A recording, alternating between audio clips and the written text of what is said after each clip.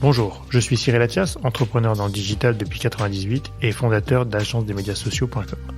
Marketing et influence est le podcast où on prend le temps d'analyser les stratégies marketing, social media et le marketing d'influence. Chaque épisode est l'occasion de rencontrer des professionnels du marketing et de l'influence. Que ce soit des directeurs marketing, directeurs généraux, créateurs de contenu ou même des followers d'influenceurs. Dans Marketing et Influence, on parlera des stratégies de marque, de la digitalisation, des nouveaux enjeux du marketing et pourquoi ou comment les influenceurs choisissent les collaborations et comment cela a changé leur vie.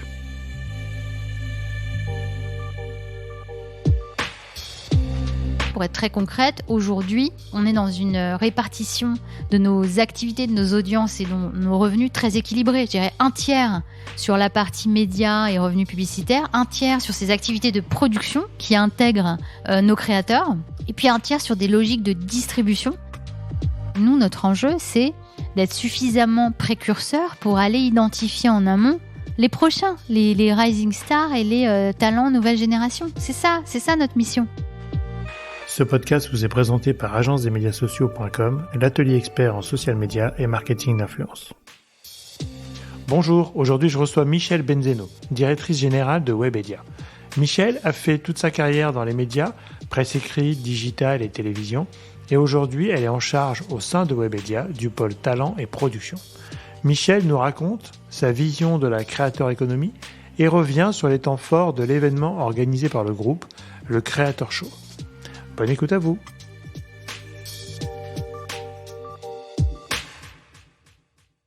Bonjour Michèle, comment vas-tu ? Bonjour Cyril, très bien. Écoute, je suis ravi de t'accueillir. Est-ce que tu pourrais te présenter pour notre audience, s'il te plaît ? Eh bien, je suis Michèle Benzeno, j'ai 30 ans d'expérience dans l'univers des médias, des contenus, de la tech et des services, tout ce qui touche de près ou de loin au marketing digital. Et si je devais me définir, je dirais que je suis une développeuse à la fois très créative et business oriented depuis toujours. Je pense que ça vient aussi de mon éducation et de ma culture. Et tout au long de mon parcours, j'ai développé des équipes avec la vocation de transformer et de disrupter, d'inventer des nouveaux modèles en France et à l'international. Tu es passé par des pure players d'Internet. Complètement. Il y a Yahoo, l'époque Yahoo, qui était à l'époque le Google de l'Internet. On peut dire ça, s'il t'entendait, il mourrait. Non, mais enfin, c'était Yahoo, quoi. C'était un des premiers moteurs de recherche qui était vraiment multi-casquette avec les actualités, avec beaucoup de serviciels derrière. La page d'accueil de Yahoo. Donc, tu as connu cette époque de .com et d'Internet, hein, comme moi. Donc, c'était un autre monde. Ça ne rajeunit pas. Et là, ça ne nous rajeunit pas. C'est la période de Madeleine. Et en même temps, tu as pu passer quand même de pas mal de boîtes. Parce que tu as fait Yahoo. Tu as fait quoi après ?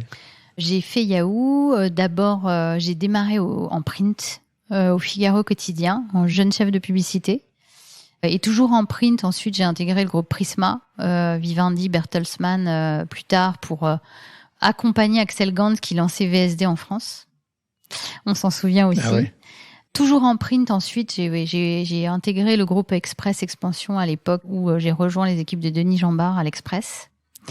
Et finalement, je me suis orientée vers un job qui était à la fois éditeur et diversification. Et j'ai rejoint au moment où on a fait l'acquisition du groupe Aguesso, le pôle art de vivre, où là tout a commencé puisque on était propriétaire de nos contenus, qu'on syndiquait à l'international. On n'avait pas de site internet, ce qui paraît fou. Et tout l'enjeu, c'était de développer nos marques déco, donc côté sud, côté est, côté ouest à l'époque, maison française, en syndiquant nos contenus, en créant des studios pour produire des contenus numérisés, développer des licences de meubles, décoration avec des distributeurs et puis nous vendre à l'international. Donc tout a commencé là. Donc l'édition, syndication qui était un gros sujet à l'époque parce qu'on avait beaucoup de contenus qu'il fallait diffuser. Voilà, la numérisation des contenus. Ouais. L'international, le licensing et je n'ai pas réussi à convaincre à l'époque les dirigeants et c'est là où j'ai réorienté ma carrière en intégrant un pure player et pas des moindres à l'époque puisque c'est en effet Yahoo qui était je dirais à l'époque la marque préférée à la fois des audiences, des agences du moment, on était extrêmement novateurs pour le coup et j'ai intégré un studio pour développer ce qu'on appelait à l'époque le native advertising. C'était vraiment le tout début. On était tout seul d'ailleurs. Donc montée en puissance de ce studio qui ensuite est devenu un studio européen.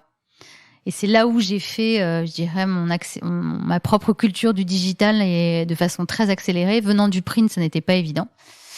Mais à la fin, ça reste une histoire de contenu, de création, de créativité.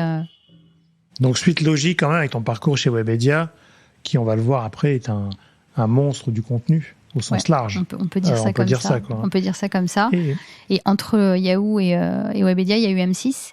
Dans le prolongement, finalement, le print, ensuite le pure player digital, et puis la télé qui reste... J'avais très envie d'intégrer et de comprendre comment on pouvait accélérer la convergence entre le monde de l'audiovisuel et du digital. Donc, voilà, j'ai rejoint les équipes d'M6 pour justement accompagner, créer une structure digitale en complément des studios et des structures audiovisuelles qui existaient. Et j'y suis restée 2 ans. Et ensuite, Webedia est arrivé. Et Webedia est arrivé. Donc là, il y a eu la convergence de tous tes univers, print, digital, marque forte. Il y en a pas mal. Ouais. Et aujourd'hui, tu fais partie de Webedia. Ça fait combien de temps chez Webedia ? Ça fait 8 ans. 8 ans. Donc, c'est toute une vie. Presque. Ça compte fois 14 chez Webedia. Ouais, c'est ça. Et alors, raconte-nous un petit peu. Qu'est-ce que tu fais chez Webedia, précisément ? Parce qu'on connaît ton poste, mais quelle est ta mission, si tu en as qu'une seule ? Alors, c'est vrai qu'en arrivant chez Webedia, de par mon parcours et mon histoire, ça résonnait bien avec le fait que j'avais développé une expertise sur le digital, mais avec un positionnement de transformation et de création de nouveaux business models, ne partant de rien. Et c'est vrai qu'en intégrant Webedia, qui à l'époque était une ruche d'entrepreneurs à la conquête du monde, ça réconciliait tout ce que je suis profondément, c'est-à-dire embarquer des aventuriers de l'entrepreneuriat, transformer, créer de la valeur commune. Et donc j'y suis arrivée au départ. Donc quand j'ai intégré Webedia en 2015, on a eu la chance c'était au moment où Fimalac et donc Marc Ladrier de la Charrière et Véronique Morali venaient d'acquérir 100% de Webedia. Voilà, avec Cédric Ciré qui a fondé Webedia. Comment peux-tu nous présenter aujourd'hui le groupe Webedia ? Moi, j'ai connu le groupe à l'époque, c'était une régie, un éditeur, une agence. Quels sont aujourd'hui les métiers du groupe ? Alors, si on devait définir Webedia, je pense que c'est intéressant pour ton audience de revenir sur les différentes étapes de notre cycle de vie. Et c'est vrai que tu le dis, on a originellement lancé Webedia avec un premier cycle qui a consisté à devenir un éditeur leader sur le digital et notamment sur les thématiques du divertissement. Alors on les connaît, mais on peut les citer, le cinéma avec Allociné, le jeu vidéo, le food, le lifestyle, la santé, l'éducation, etc., etc. Et donc tout notre enjeu, ça a été de développer des marques médias incontestées et iconiques qui finalement rassemblent tous les points de passion des gens. Et on l'a fait en France et à l'international pour devenir un éditeur leader dans l'univers du divertissement, parce que c'est aujourd'hui 60 marques médias à l'international. On a l'équivalent d'Allociné en Espagne, au Brésil, de jeuxvideo.com en France, en Allemagne. Et donc, poursuivre le mouvement aussi du déploiement des audiences en premier lieu, nos sites, on a aussi déporté toutes nos communautés sur les plateformes sociales et réseaux sociaux avec aujourd'hui plus de 200 millions de fans. Des communautés très fortes, très engagées dans le monde entier. Et aujourd'hui, on est présent dans une quinzaine de pays et l'international représente 60% de nos audiences et plus de la moitié de nos revenus. Donc ça a été une première étape qu'on a menée et qui reste une part très importante et très structurante chez Webedia, à la fois en termes d'audience, de revenus et de positionnement. Puis ensuite, on a passé une étape assez stratégique en 2017 en investissant plutôt dans l'univers de la creators economy et en accompagnant les plus grands créateurs du moment, les pionniers comme on les appelait à l'époque. Donc d'abord YouTube. On s'est rapproché de Cyprien, Norman, Squeezie, Natou qui ont inventé la grammaire de YouTube à l'époque. Et on a décidé de s'associer à eux pour créer une agence de talent, spécifiquement sur un modèle exclusif. On reviendra là-dessus. Et donc, grâce à eux, on a appris cette nouvelle grammaire qui était YouTube à l'époque. On a fait notre révolution de la vidéo et surtout, on a commencé a touché du doigt le métier de producteur en créant des studios pour pouvoir accueillir ces créateurs, des studios, un certain nombre d'infras, pour aussi les aider à sophistiquer leur production, puisqu'ils produisaient quand même dans leur chambre à l'époque, sur des formats très authentiques. Et donc, on a contribué à l'émancipation créative de ces créateurs, et ça a été le début de notre positionnement auprès des talents, des créateurs dans l'influence marketing. Et puis, si je tire le fil, on a été les premiers à accompagner ces grands créateurs et on a toujours suivi l'évolution du marché. Ensuite, on a accompagné les nouvelles plateformes stars comme Twitch en accompagnant les plus grands streamers incontournables du marché, du Twitch game, et plus récemment également les nouvelles plateformes comme TikTok, Instagram, pour créer un accompagnement agnostique et multiplateforme, si je dois résumer. Donc ça, c'était le deuxième cycle de notre étape de vie. Et ce mouvement-là, on l'a déployé en France et partout où Webedia est présent, et très très fortement au LATAM, où on a exactement le même modèle au Brésil, en Espagne, au Mexique. Et puis récemment, ce qui constitue Webedia, c'est qu'on a fait évoluer notre modèle, on a fait pivoter notre modèle depuis 1 an, notamment en accélérant nos positions sur la production audiovisuelle, pour devenir, et si je devais résumer Webedia en une phrase, pour devenir un producteur de divertissement à échelle mondiale, que ce soit sur des formats courts, des formats longs, du live, avec un enjeu qui est de devenir un producteur incontournable sur des formats originaux à destination des jeunes adultes, quels que soient les écrans, quels que soient les canaux où ils consomment nos contenus. C'est ça, aujourd'hui, Webedia, et ça, on a accéléré le mouvement avec un certain nombre d'acquisitions, et notamment Éléphant, pour créer un certain nombre de structures de production. On a une dizaine de structures de production aujourd'hui qui vont produire en fonction des plateformes, soit pour Twitch, plutôt pour les réseaux sociaux incarnés par nos créateurs, des journalistes qui vont produire des contenus courts sur nos sites, et puis bien sûr des sociétés de production comme Éléphant qui produit à la fois pour la télévision et dorénavant pour les plateformes de streaming. Donc tu dirais que vous êtes parti de régie éditeur plutôt numérique à la base, et grâce ou à cause des réseaux sociaux, vous vous êtes aussi transformé en producteur, parce que pour le coup, sur les réseaux, il fallait produire du contenu. Parce qu'un réseau sans contenu n'est pas un réseau. Oui, on s'est toujours positionné comme les conquérants à échelle mondiale. On a vu, et toujours très opportuniste, c'est-à-dire jamais... Oui, on a très vite assumé que les GAFA allaient dominer le monde, et donc on en a plutôt fait une force, c'est-à-dire qu'on est devenu non substituable aux GAFA et complètement, en complémentarité d'eux, à la fois dans la production de contenu, à la fois dans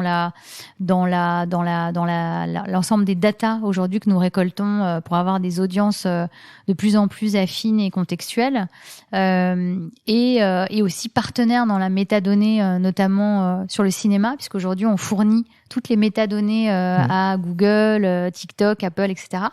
Donc on a toujours eu ce positionnement très pragmatique de conquérant, en allant chercher les opportunités. Et je parle des GAFA parce que cette révolution des réseaux sociaux, on a aussi bénéficié de la multiplication des plateformes depuis 5 ans, je dirais. Il y a vraiment une montée en puissance. Ce qui nous a obligés à, d'une part, déporter nos audiences qui étaient historiquement sur nos sites propriétaires, nous-mêmes déployer nos marques médias sur les réseaux sociaux, et au fur et à mesure qu'arrivait une nouvelle plateforme, un nouveau réseau social, on a complètement déployé nos rédactions, on s'est réorganisé et déployé des rédactions complètement dédiées à nos univers, aux plateformes sociales, parce que c'est pas les mêmes métiers. Et en faisant même évoluer le métier de rédacteur en chef, le rédacteur en chef de jeuxvideo.com aujourd'hui, il est devenu producteur, parce qu'il produit pas que sur son site. Un même contenu va potentiellement pouvoir voyager sur TikTok, sur Twitter, sur Snapchat. Il y a des shows originaux dans Discover, sur le live streaming avec Twitch. Donc nos rédacteurs chefs sont devenus des producteurs. Et donc la multiplicité des plateformes nous a aussi bénéficié, parce qu'on s'est positionné comme un producteur de contenu qui va adapter son contenu en fonction de chaque contenant. Donc on peut dire que les réseaux sociaux vous ont ouvert les tuyaux et que vous avez développé vos contenus historiquement peut-être sur un format digital narratif, classique, que vous avez développé au fur et à mesure de l'évolution des plateformes les contenus, les écritures qui vont bien avec et qui permettent finalement de remplir ces tuyaux des plateformes. Donc la concurrence est saine pour vous. Plus sur la plateforme, plus c'est intéressant dans l'écriture et dans la production. Elle est saine et surtout, ça crée un écosystème très vertueux, puisque plus on produit des contenus pertinents qui rentrent dans les codes de chacune des plateformes, plus on engage les audiences de ces plateformes, plus on crée de la récurrence, et à la fin, ça crée un écosystème vertueux pour tout le monde. Aujourd'hui, les créateurs de contenu, qui au début, alors en 2017, ont été un vrai développement pour vous et un vrai axe de développement avec Norman et compagnie vous avez accompagné les pionniers sur YouTube. Est-ce qu'aujourd'hui, c'est toujours une part importante du groupe par rapport à tout ce que tu nous dis, que vous avez la data, vous avez des marques, vous avez des shows, vous avez des événements. Mais aujourd'hui, est-ce que les créateurs de contenu sont quand même un sujet important encore dans le groupe ? Oui, c'est assez fondamental dans le développement de Webedia. À la fois, d'une part, parce que c'est bien de revenir là-dessus. Nous, on a, je dirais, investi le marché de la creators economy très tôt, il y a 10 ans, puisqu'on a été les premiers à accompagner ces créateurs, mais plutôt sur des modèles exclusifs il y a 10 ans, parce qu'on a fait le choix, et c'est vrai en France, mais aussi à l'international, de plutôt nous associer avec les plus grands et surtout de développer avec eux leur audience et leur communauté de façon organique. En 10 ans, le marché de la creators economy est devenu mûr et surtout s'est professionnalisé. Et comme on a toujours été en avance de phase et on a anticipé ces mouvements, on se rend compte aussi que, je parlais du métier de producteur, finalement tout converge parce que ces créateurs aujourd'hui, ils ont la volonté eux-mêmes de rentrer dans une économie de format et de devenir producteurs. Quand on regarde ce que l'on fait avec, je prends l'exemple de ce que l'on fait sur Twitch avec Domingo, qui fait partie des plus grands streamers sur Twitch en France. On a créé il y a 3 ans un talk show, Popcorn, qui est devenu l'un des talk shows les plus puissants en France, voire en Europe. Et donc, le modèle... aujourd'hui, les créateurs ont une place structurante au sein du groupe. Pourquoi ? Parce que ça converge aujourd'hui avec notre stratégie qui consiste à devenir un producteur, de rentrer dans cette économie d'offres et un alignement des planètes avec les créateurs qui sont devenus des animateurs, des présentateurs et eux-mêmes des producteurs et des entrepreneurs. Donc c'est pour cette raison que au-delà de notre modèle historique exclusif, aujourd'hui on se positionne comme le groupe le mieux disant pour travailler sur une multitude de modèles et de services que l'on propose aux créateurs. Ça peut être un modèle exclusif, mais on propose aussi des modèles où on s'associe capitalistiquement avec des créateurs pour lancer des nouveaux médias. Encore une fois, des nouvelles marques ou des nouveaux médias. Ce qu'on fait avec Jamie Gourmaud, par exemple, autour de Épicurieux, un média social que nous avons lancé il y a 2 ans et qui réunit aujourd'hui plus de 5 millions d'abonnés sur le savoir et la connaissance. Récemment, puisque je suis au cœur de l'actualité, nous avons lancé un média social autour du sport et du foot. Et pour ça, on a été chercher le meilleur animateur, commentateur Alex Ruiz, qui crée avec nous un nouveau média, mais qui devient associé de Webedia pour aller développer toute cette expertise et y intégrer sûrement demain des nouveaux visages. Mais aussi des modèles qui consistent à créer, faire de la coproduction, parfois ponctuelle sur des événements phares. Ça peut être aussi, dans la multitude de services qu'on propose aux créateurs, tout simplement d'être le tiers de confiance qui va permettre aux créateurs de créer des passerelles avec le monde traditionnel. Je parlais de l'évolution de ces créateurs qui veulent devenir aussi des producteurs, mais c'est le lien intime qu'on a avec les diffuseurs, les plateformes de streaming, le podcast. Et enfin, je terminerai sur un point, bien sûr la mise en relation avec l'ensemble des marques et par ailleurs apporter l'expertise de Webedia sur la distribution des contenus, puisque il y a encore 10 ans, c'est toujours lié à la maturité du modèle. On adossait des talents à une plateforme en natif, en fonction de là où tout commençait, YouTube, certains mono-tiktokers, Instagram, etc. Tout l'enjeu aujourd'hui, c'est d'accompagner les talents pour développer leur communauté de façon organique et leurs audiences sur l'ensemble des plateformes. Donc, tu en fais des marques médias. Tu en fais. Alors, est-ce qu'on vit un tout petit peu ce qu'on a vécu en télé avec les animateurs-producteurs ? Complètement. Où ils sont devenus producteurs. Alors, je vais prendre les noms qu'on connaît, des Arthur, des Nagui à l'époque, des De Chavannes, qui sont devenus des animateurs-producteurs, des Fogiel, enfin, qui étaient vraiment des gens très forts dans la télé, qui avaient leur patte et leur écriture, qui étaient peut-être les influenceurs d'avant, mais côté télévision, et qui aujourd'hui, dans tes créateurs maison, que tu accompagnes aussi sur un point de vue capitalistique, de moyens, de diffusion et de distribution. Parce que j'imagine que peut-être Popcorn demain va avoir son équivalent en Amérique du Sud, dans les pays que tu nous as cités, éventuellement, parce que ça va devenir un format intéressant avec peut-être un Domingo local, si ça existe, parce que tu écris des formats finalement. Tu n'es plus dans un modèle d'agent, tu n'es plus dans un modèle de talent, mais tu es dans un modèle de format et de contenu. Ça dépasse le rôle de talent management qu'on a eu pendant des années. Il était nécessaire. Mais là, notre rôle est beaucoup plus... Et encore une fois, on va accompagner l'évolution du marché. Et finalement, on fait quoi ? La question, c'est pas de savoir si on est en exclusivité avec tel ou tel créateur. Ouais. Le futur consiste à redonner le pouvoir créatif aux créateurs, parce que qui mieux qu'eux, ils ont parfaitement compris leur audience, ils connaissent parfaitement leur communauté, et ce sont des créateurs de contenu passionnés, et donc aujourd'hui, ils sont dans l'écriture, ils sont dans les réinventions ou l'invention même de nouveaux formats, de nouveaux challenges. Quand on voit ce qui se passe, pas plus tard qu'il y a une quinzaine de jours, ce qui a été l'événement historique qu'on a pu vivre au stade Jean-Bouin autour d'Eleven All-Star, ça passe par des créateurs qui ont des idées, des concepts, qui vont s'adosser aux meilleurs réalisateurs pour que la fiction devienne réalité. Donc oui, je dirais que la comparaison avec...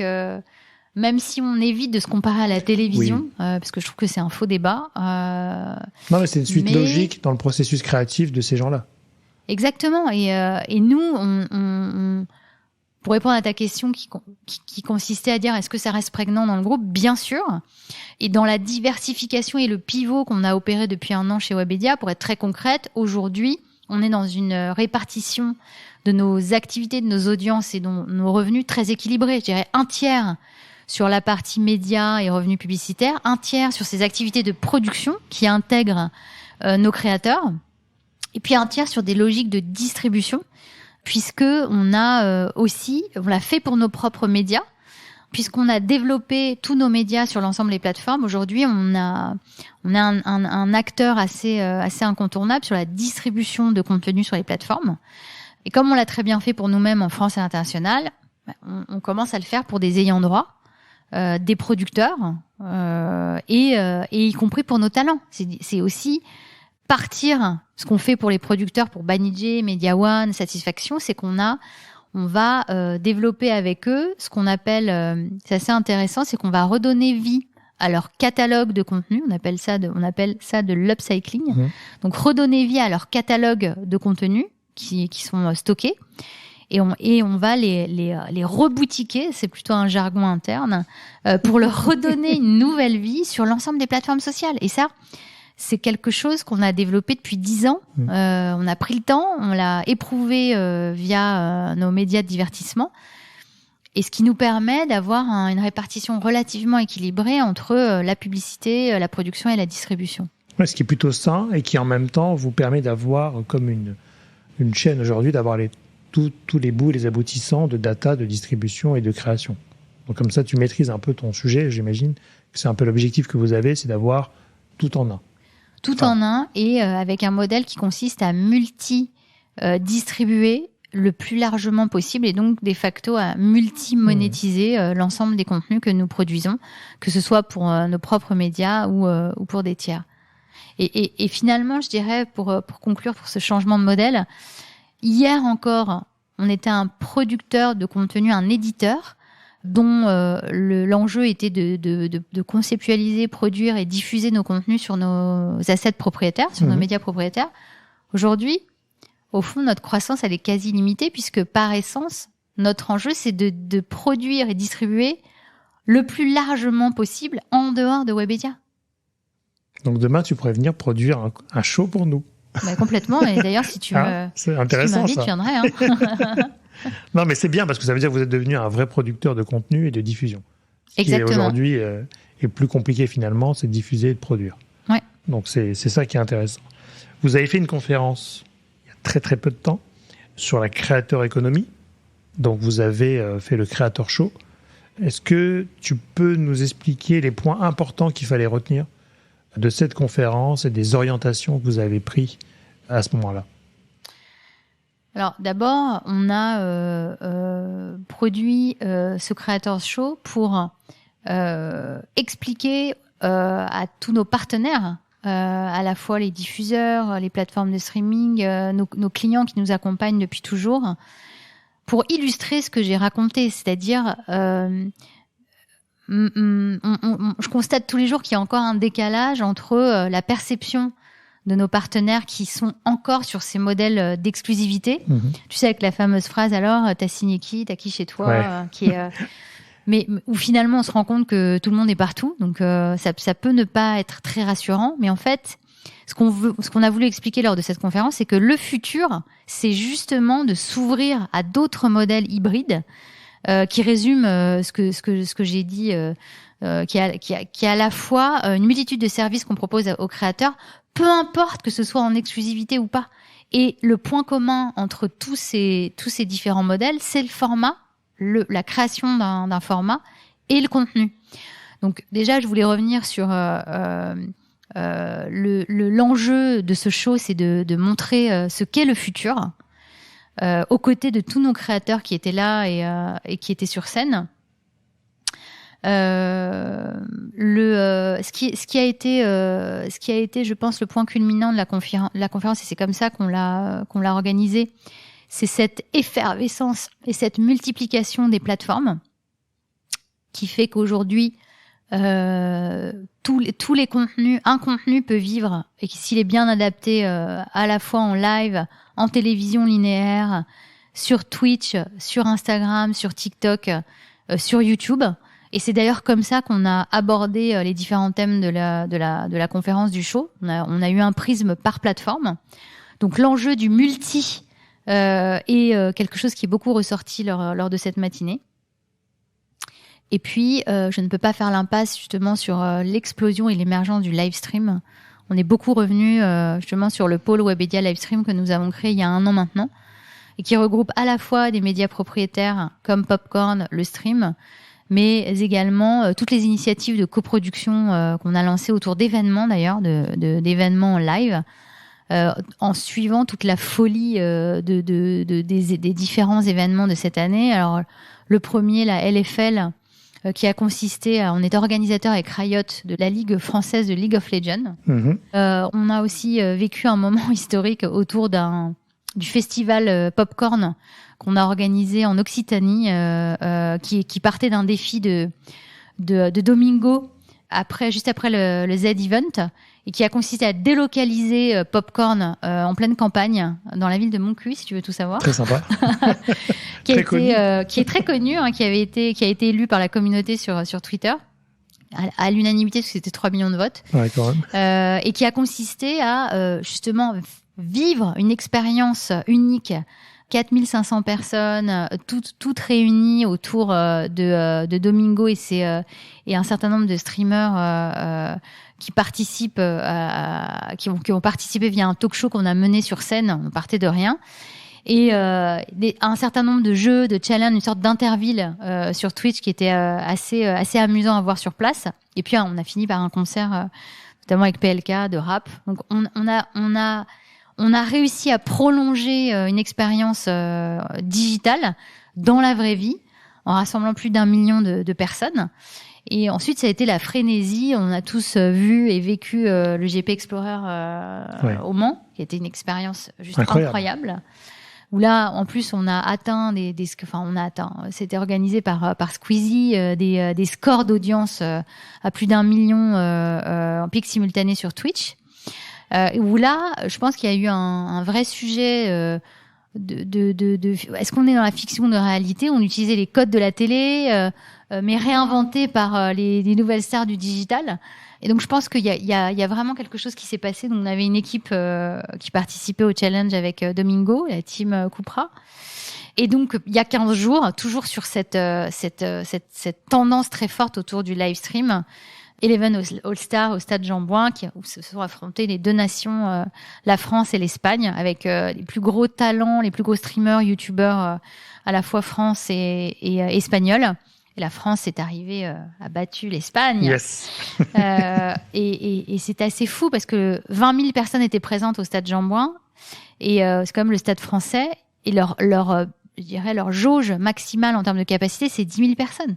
Donc là, c'est la première fois qu'on a explosé le score 20 000 personnes et on a battu le record monde sur Twitch avec 1,1 million de spectateurs uniques. Donc ça, c'est vachement intéressant parce que tu es en train de nous dire que toutes les audiences digitales, virtuelles, qu'on peut voir s'accumuler sur des Twitch et des plateformes, qu'on a du mal à matérialiser en quantité, aujourd'hui, on arrive à les faire sortir de l'écran et à les rassembler dans des lieux physiques ou des événements, et qui font les plus gros scores, j'imagine, du Stade Jean-Bouin en termes d'accompagnement. Un des plus gros scores d'affluence sur des lieux physiques. Ouais.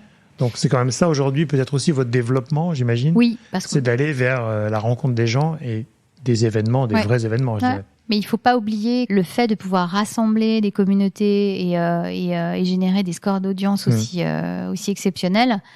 À la base, ça part toujours d'une idée, d'un concept qui est dans la tête du créateur. Là, en l'occurrence, sur Eleven Star, l'idée venait d'Amine Mathieu, qui est un des streamers les plus puissants en France aujourd'hui sur Twitch. Derrière, c'est un sujet de réalisation, de production, donc notamment Carnage, son réalisateur, qui a aussi produit de façon exemplaire.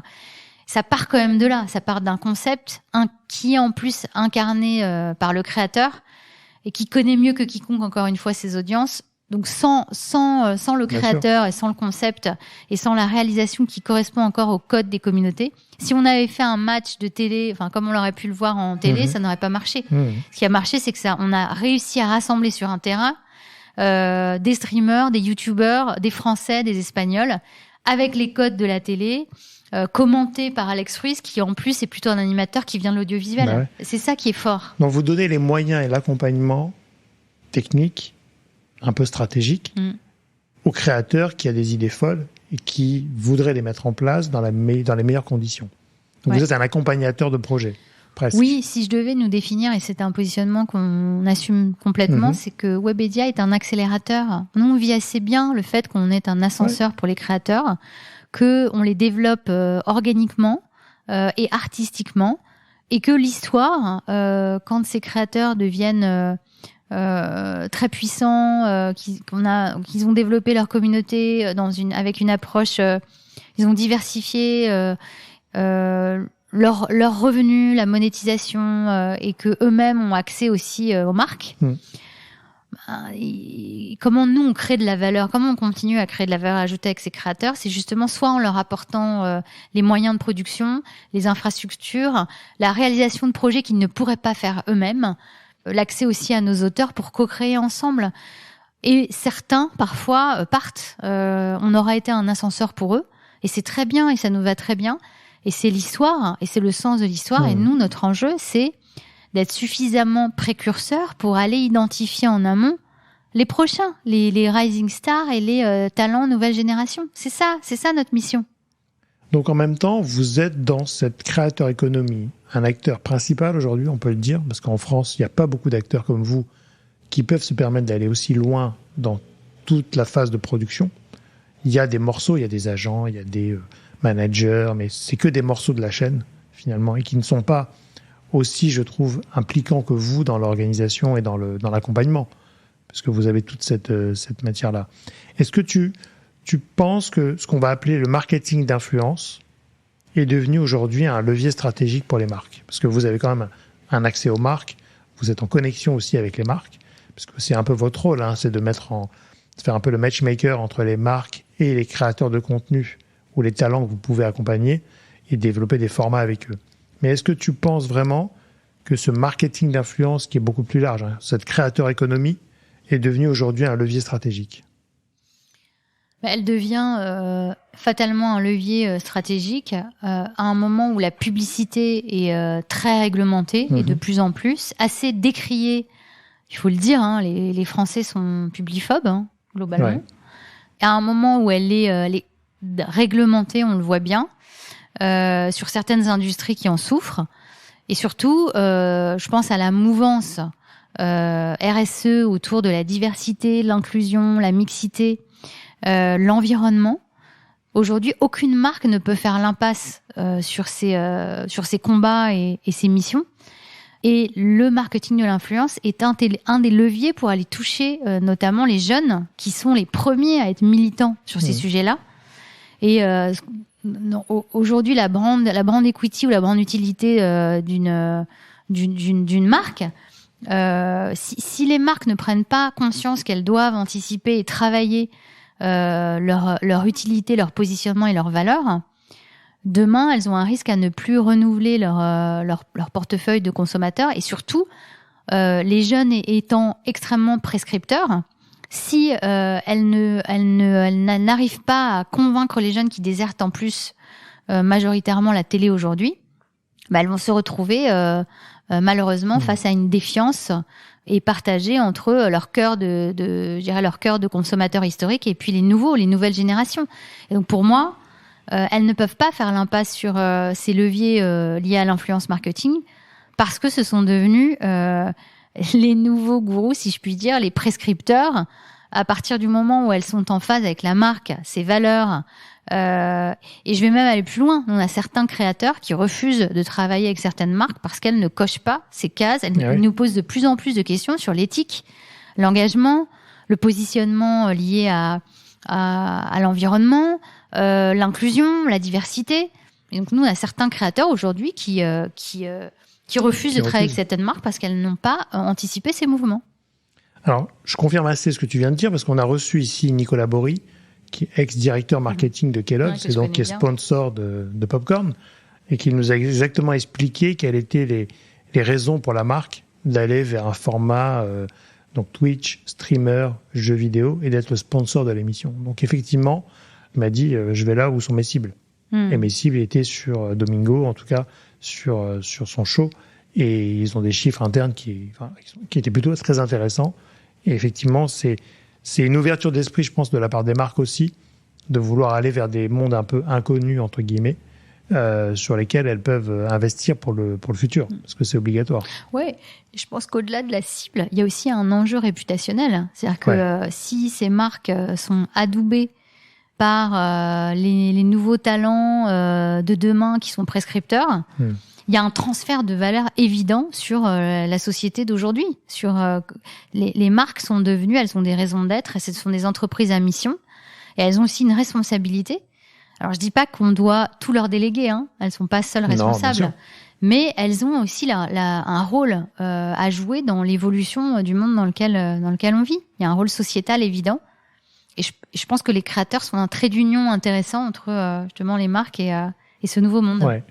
Et alors aujourd'hui, vous avez été agent, vous avez été talent manager, etc. Comment aujourd'hui tu vois ce marché, entre guillemets, des agences d'influenceurs? Parce qu'il y en a quand même pas mal qui naissent de jour en jour. Post-Covid, ça a explosé. Ouais. Des gens qui viennent pas forcément du milieu d'ailleurs, qui ont monté des genres de labels, d'agences d'influence. Ouais. Je pense que l'évolution dont je parlais, qui consiste à suivre les créateurs qui deviennent aussi indépendants, entrepreneurs, producteurs, va écrémer naturellement le marché des agences d'influence. Parce que, nous, on est très, très vigilants, et ça n'a pas été toujours le cas par le passé, sur discours de transparence vis-à-vis de nos créateurs qu'on considère comme des entrepreneurs. Et malheureusement, ce qui a fait la mauvaise réputation de certaines agences, c'est qu'on a la suspicion de pas de transparence, notamment dans le partage des valeurs. Nous, c'est fondamental dans la relation qu'on a aujourd'hui avec tous nos créateurs. Ça, c'est le premier point. Et le deuxième point, je pense qu'il y a plusieurs métiers dans un métier. Il y a un marché qui est en forte croissance et qui est très éclaté. et que je scinderais en deux. Il y a le marché plutôt très lié aux plateformes.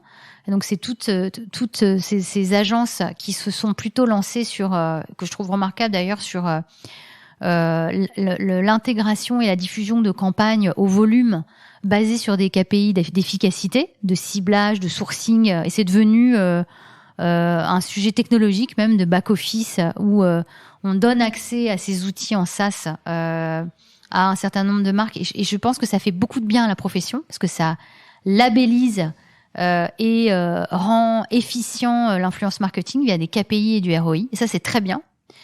Et puis, il y a une autre partie du paysage qui consiste à être agent de talent ou agent de célébrité, agent d'influenceur. Bon, et là, voilà, je pense que celles qui seront dans le futur que j'évoquais en début d'entretien avec toi, ce seront celles qui auront compris comment on sert et on développe le côté artistique de ces créateurs avec la plus grande transparence. Donc c'est QFD, voilà. Très clair. Tu nous as parlé de Twitch, de TikTok aujourd'hui. Alors, j'imagine que vous avez des plateformes préférées d'écriture ou de format. Est-ce que tu peux nous les citer? Et deuxième question derrière, quelle va être, d'après toi, la plateforme du futur ou celle que tu aimerais voir arriver? Bah, la force de Webedia, c'est que justement, on a toujours eu un positionnement très agnostique. Et encore une fois, je pense que c'est dû aussi au fait qu'on est très pragmatique. On a réellement, c'est vraiment donné les moyens d'investir très fortement des plateformes à chaque fois qu'elles arrivaient en France à un nouvel usage. Vraiment, chronologiquement. Pourquoi ? Parce que, je le disais, tous nos médias ont aussi switché et nos communautés se sont déplacées d'abord sur YouTube, puis sur évidemment les nouvelles plateformes Twitch, Instagram, Facebook en parallèle, enfin historiquement avant Instagram, et puis TikTok récemment. Donc nous, on a toujours suivi le mouvement des plateformes et au-delà de suivre, je le disais, c'est investir dans des nouveaux métiers, recruter des social media managers, des motion designers pour produire du contenu de qualité et surtout du contenu adapté aux plateformes qui génère de l'audience et qu'on peut monétiser. Il n'y a pas beaucoup de groupes qui sont capables d'allier les trois. Voilà, produire du contenu massivement, c'est notre métier, mais faire en sorte qu'on génère de l'audience, de l'engagement dans les guidelines en plus de chacune des plateformes qui sont très spécifiques. Ça demande un investissement colossal et surtout une évolution des métiers, des métiers traditionnels qui consistent à être rédac chef d'un site et puis publier son contenu, sa volumétrie de contenu par jour sur son site. Donc on a une force, c'est qu'on est agnostique et on a développé toutes les plateformes en même temps. Donc c'est pas un sujet de préférence, je pense que c'est un sujet d'adaptation. Je prends un exemple assez concret sur Épicurieux, ce qu'on fait avec Jamy. Aujourd'hui, on est présent sur toutes les plateformes. Facebook, si je dois vraiment schématiser, nous sert de plateforme de rediff. C'est-à-dire qu'on a aujourd'hui stocké un certain nombre de vidéos. C'est notre plateforme de rediffusion avec un axe, un positionnement très catalogue. TikTok, ça va être de l'expérientiel. On va faire vivre à nos abonnés des expériences qu'on peut reproduire à la maison grâce à Jamy. YouTube, on est vraiment dans le contenu, c'est notre chaîne de télé avec du contenu héros depuis l'atelier de Jamy, donc c'est du contenu long de 10 minutes, du contenu héros très premium. Et Snapchat, on est dans un format, ce qu'on appelle les formats réac, c'est-à-dire qu'on va partir d'un sujet d'actualité, on va montrer en images des contenus et en live, on va commenter, chasser justement on est en anti-fake news et commenter et accompagner notre audience dans la bonne direction pour garder son sens critique. Et donc voilà, c'est ça le positionnement de Webedia, c'est en fonction du positionnement du créateur, de la façon dont il va enclencher la narration de ses contenus et de ses formats. Nous, on va tout simplement prendre ce qu'il y a de plus logique et de plus prometteur sur chacune des plateformes. Très bien. Et si je devais répondre à ta question de quelle est la plateforme du futur, on regarde beaucoup le métaverse.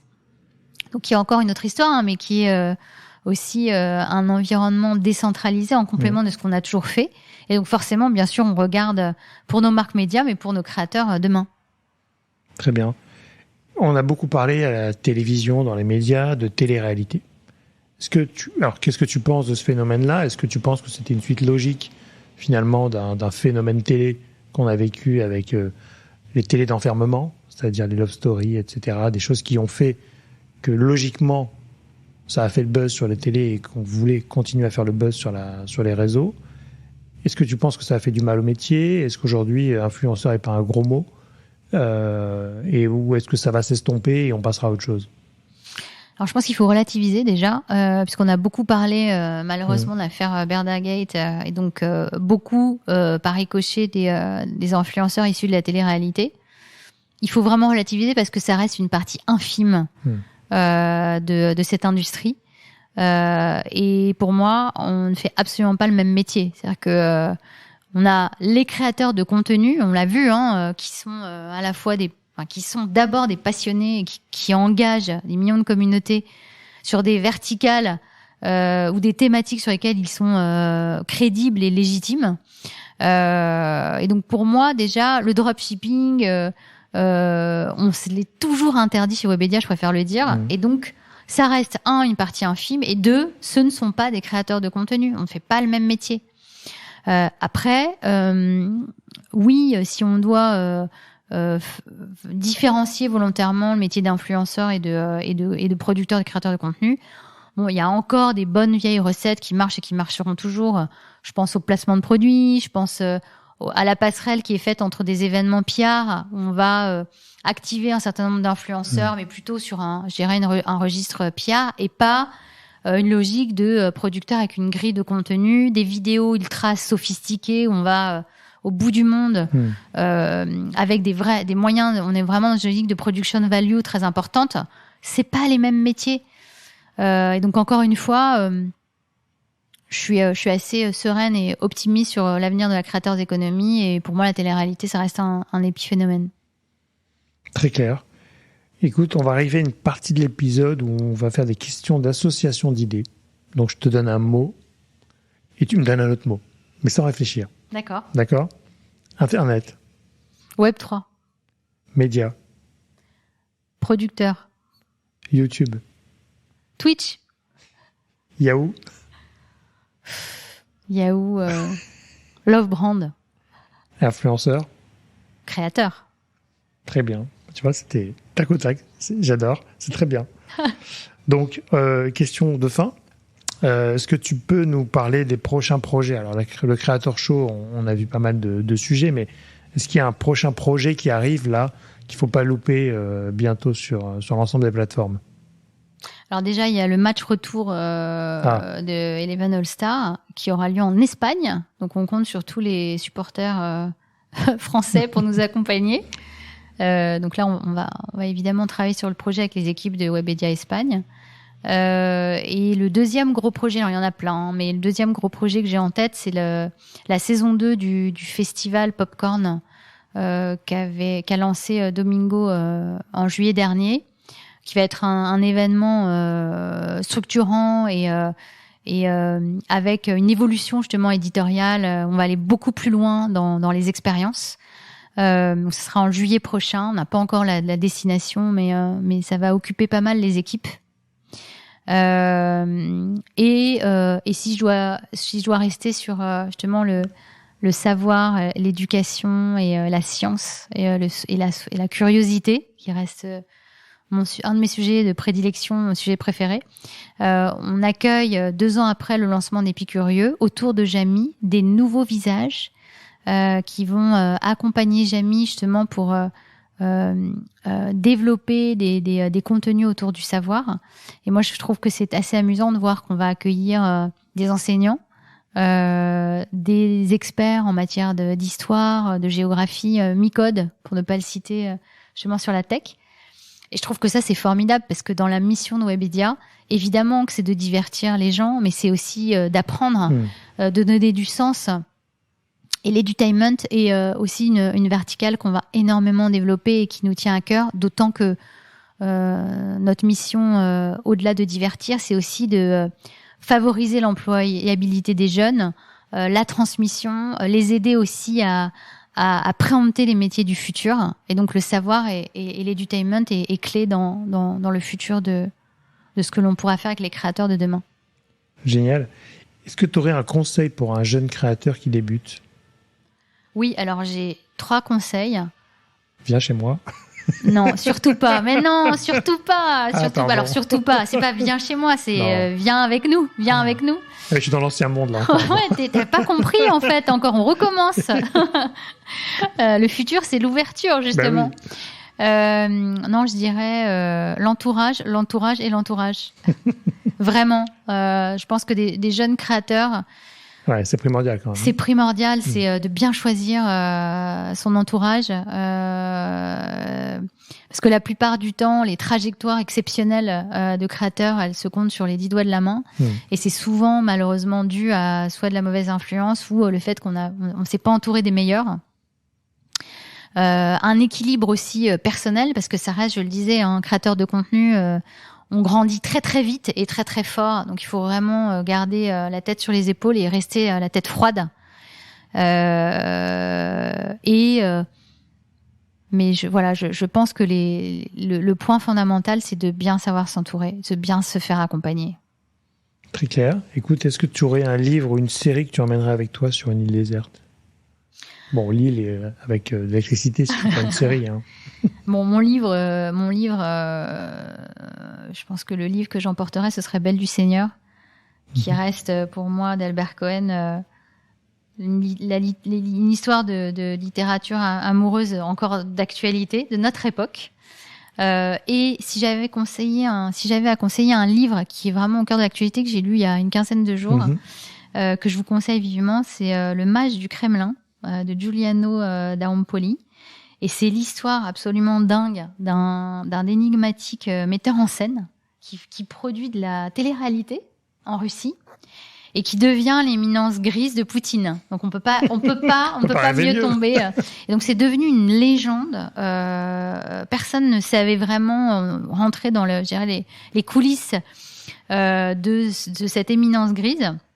Après sa démission, il y avait énormément de légendes autour de lui, et le seul qui a eu l'exclusivité de son parcours est cet écrivain, et je vous le conseille vivement parce que c'est digne d'une fiction que tu aurais pu produire. Voilà, qu'on aurait pu produire, et qui en plus est d'actualité.